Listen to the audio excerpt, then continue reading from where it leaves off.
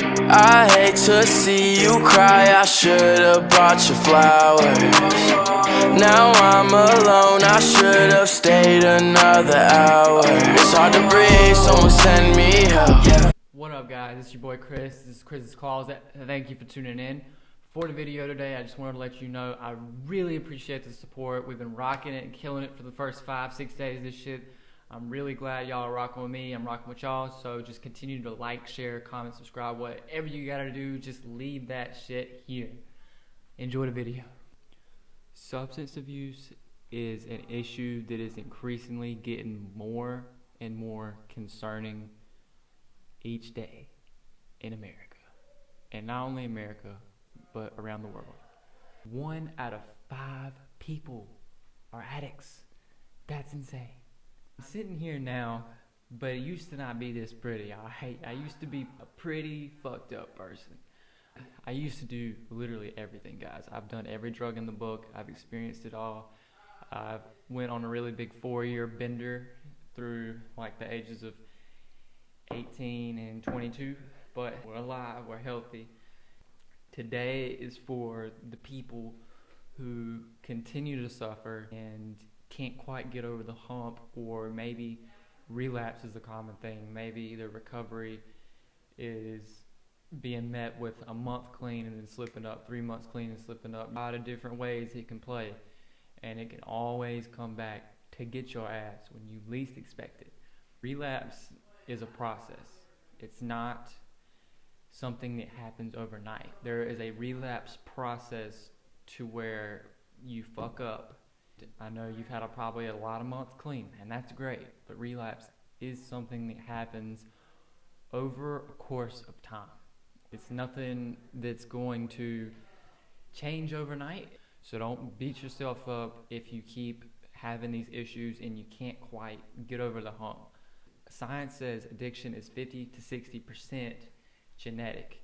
So whenever you're out here and insulting the crackhead or insulting the person who's banging heroin, keep in mind a lot of that is out of their control.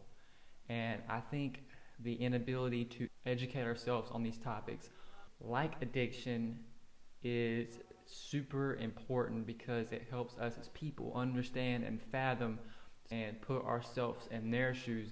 Because at the end of the day, we all have our problems that we can't overcome.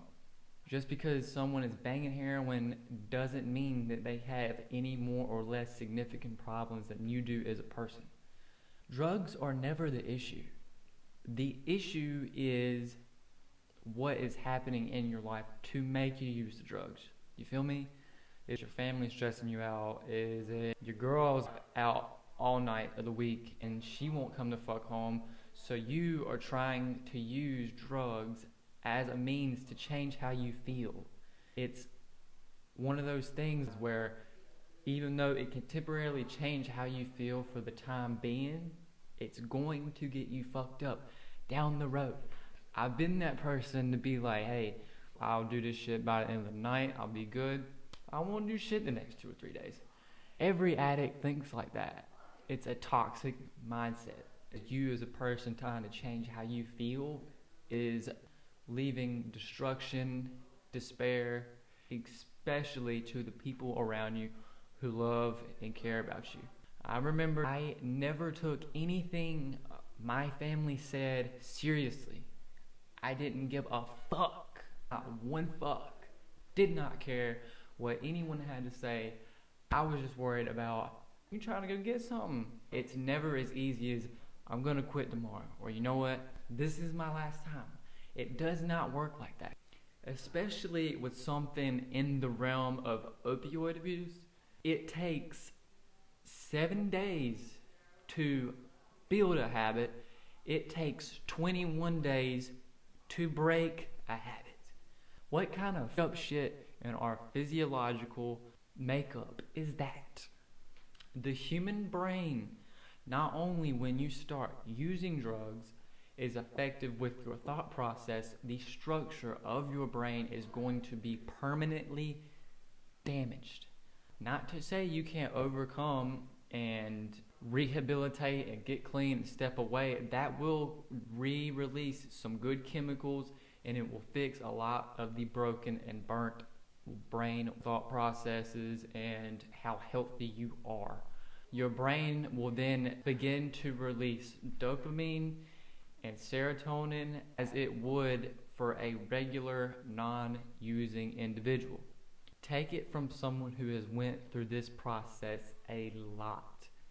In my life, I have repeatedly been one step forward and two steps back, and it was that way for the longest time, and I could never get over the hump, because once you start down that path, you can't think or do shit. The world's most simplest and natural tasks become the most daunting and painful. Then you form this irritability towards everybody, and it's trying to help you. People that are family members and friends of addicts, the best way to help that person is just be there for them. It's not going to change overnight. Nothing you say is going to write off this magical potion for them to be like, yeah, I think I'm done. I think I'm going to stop for good. It doesn't work like that. The environment and circles they keep are probably preventing them from wanting to take those initial steps to recovery and to get on a better track of life. As a family member or friend, be there for this person.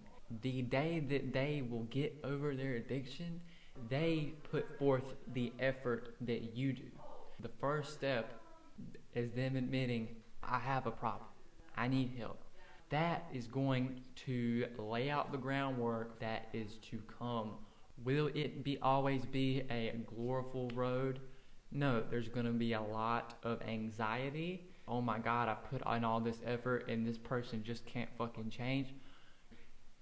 Watched my family for years try to help me in any form or fashion they could, and it did not work. This shit did not work. What happens on a treadmill? The harder you run, the harder it is to stop. To stop the treadmill successfully, you just can't try and jump off it. Think about it with the analogy I'm giving you. You have to take steps to decrease the speed before you step off. As a family member, all you can do is be supportive. And I know it gets to a point sometimes, as hard as it may seem to get along with everyone, they just want the person that they have come to know and love back into their life. So just keep that in mind as you continue to go out and get these things and do these things. I was there. It's terrible. It's the worst feeling to know you can't stop. You're losing contact with your truest version of yourself. You're losing who you are as a person. When I got clean, I finally came in touch with myself as I am now and realized I have not been this person in so long. It's literally the best feeling in the world. It's the most surreal experience after you did nothing but cause destruction to the loved ones around you. It's so much better to come back and embrace your family members and your friends with open arms once they know and you know that you have returned to the person you once were. So if you or a family member is still out there suffering, don't lose all hope. Just have that real conversation with yourself and ask, can I sustain this lifestyle? How is it affecting the people around me? And how is it affecting myself and who I really am? And family members, the best thing you can do is just continue to be supportive, as little as your patience and as pissed off as you are at this point in time. Just continue to be supportive from a distance if you need to for this person. Because we are not meant to go through bad things alone. Family members, just hang in there. It will end one day. I really mean that. I can't be thankful enough for how my family has been there for me through that very difficult time. If you are one of these people or know one of these people, if you put your mind to it, you can do it. I promise you. I'm here for you. There's a lot of other people out in the communities that are there for you. Find a group or meeting of people that have this common substance abuse problem. There is nothing better than going to one of these meetings and listening to the people around you, because through their experiences, it's going to make you feel a little bit better. You're going to be like, well, you know, I ain't that bad. I used to fucking hate them when I first started going, but the best thing is to make yourself go at least for the first 90 days of you coming out of that place in your life, because that will give you a better network of people who can understand and relate. And hey, maybe bring one of your family members to those meetings. It's one of those things that can really help broaden someone's perspective as a parent or a sibling or whatever.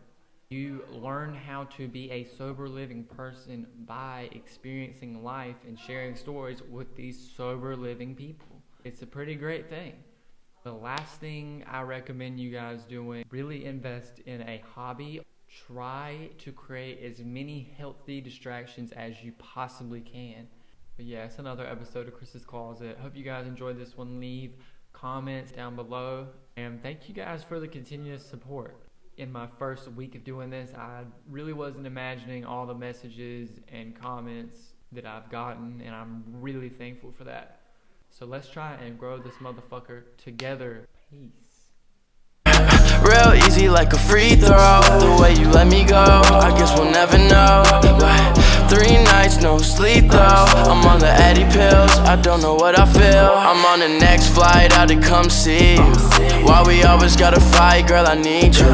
Quit playing with my mind, I can't reach you. Always saying that you're done, I don't believe you.